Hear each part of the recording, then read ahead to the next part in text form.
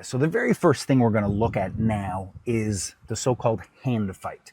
Now, in very conventional self-defense scenarios, if I get a grip with that one just for the camera, you'll see people getting grabbed and they'll say, turn your thumb or your radial bone towards the open, use both hands, pull back. But look what happens in a car. It's kind of lingering. If he's pinning that on me, I have no room to pull.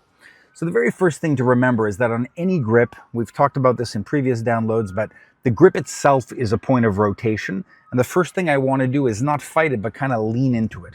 In traditional martial arts, they say create a density. It's like I'm putting my intention there. And then instead of pulling, which is fundamentally working with the shortest part of my lever, I want to push always with my elbow.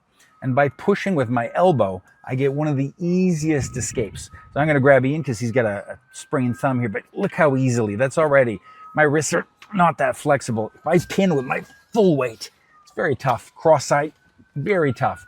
The harder I grip, the more it starts to hurt sooner. Right here is already hurting. So if he goes full force and I'm really hanging on, that can be enough to blow out my wrist. Another thing to consider is that people will very often pin. We said earlier that the car fight is about seeing who can get height first, who can get above their opponent. And in this case, when you have a wrist grip, I'm above you. If he gets his elbow above me, aside from getting very good leverage, he's already begun the escape. And the second he's out, he's dominating my arm, making it harder for me to mount and to get over. So even if we look at it from a sort of more global perspective of getting height and then crossing the center, it's super important on the hand fight to push, to drive, and to climb, and never to start pulling like a tug of war.